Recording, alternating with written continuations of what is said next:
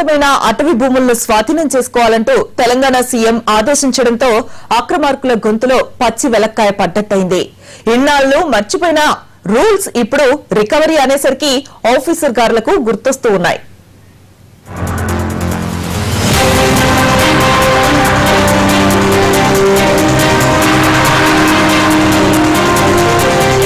ప్రభుత్వ నిబంధనల ప్రకారం ఒక్కో లబ్దిదారుడికి 5 ఎకరాలకు లోపే భూమినివ్వాలి. బాన్సువాడ సబ్ డివిజన్ లో కొందరు లబ్దిదారులకు 100 ఎకరాల అటవీ భూములకు పట్టాలిచ్చారు. బడా నాయకులు 1 ఎకరానికి 5 ఎకరాలు దానికి తోడుగా చెట్లను నరికివేసి మొత్తం ఫారెస్ట్ ను నాశనం చేయడం జరిగింది. 2 సంవత్సరాల నుంచి వర్షాలు లేక చాలా ఇబ్బందిగా పడ్డారు. కావున వర్ణి మండలం కునిపూర్ రెవెన్యూ గ్రామ పరిధిలోని జలాల్పూర్ బీట్ 247 అటవీ కంపార్ట్మెంట్ లో 1024 ఎకరాలకు ఒకే ఒక వ్యక్తికి పట్టా ఇచ్చారు. బీర్కూర్ మండలం బొమ్మనదేవపల్లి అటవీ బీట్ లో 1225 ఎకరాలకు ఒకరి పేరునే పట్టా ఇచ్చారు. వర్ణి మండలం జలాల్పూర్ రెవెన్యూ గ్రామ పరిధిలోని జలాల్పూర్ బీట్ 244 అటవీ కంపార్ట్మెంట్ లో 125 ఎకరాలకు ఒకరికే పట్టా ఇచ్చారు.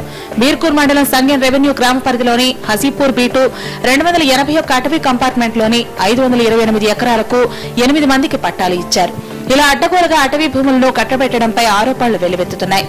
వీళ్ళు పూర్తిగా కబ్జా చేస్తారు. వాళ్ళు 1 ఎకరం భూమి ఇస్తే వీళ్ళు పెద్ద నాయకులు అండతోని చిన్న లీడర్లు ఎవరైతే ఉన్నారో వాళ్ళు 1 ఎకరానికి 5 ఎకరాలు 10 ఎకరాలు భూములు కబ్జా చేస్తారు. ఫారెస్ట్ ఆఫీసర్లు వాళ్ళని కట్టడి చేయడానికి పోయినట్టయితే ఫారెస్ట్ ఆఫీసులకే మీరు తిరుగుబడి దాడులు చేస్తారు. అటవీ భూములను కబ్జాతో అనేక అనర్థాలు జరుగుతున్నాయని రైతులు స్థానికులు మండిపడుతున్నారు. వర్షాలు సరిగ్గా కురవట్లేదని వన్యప్రాణులు రోడ్లపైకి వస్తున్నాయని ఆందోళన వ్యక్తం చేస్తున్నారు.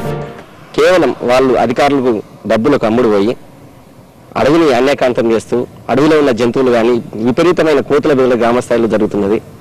కోతులు అడవిలో ఉండడానికి చెట్లు కానీ పన్ను పొలాలు నీళ్లు కానీ దొరకకుండా ఊర్ల మీద పడి కోతులు నాశనం చేస్తున్నాయి, ప్రజలకు ఇబ్బంది గురి చేస్తున్నది.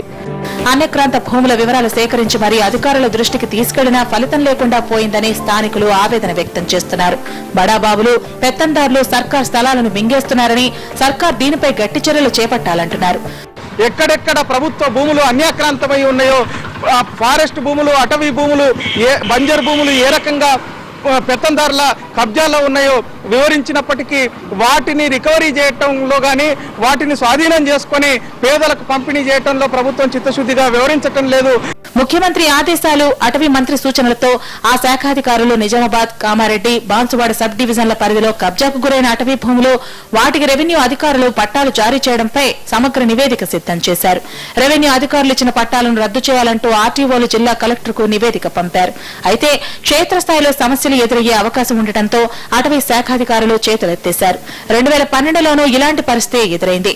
సర్కార్ భూముల్ని కాజేసిన అక్రమార్కులు వారికి సహకరించిన లంచావతారులపై చర్యలు చేపట్టాలని జిల్లా వాసులు డిమాండ్ చేస్తున్నారు.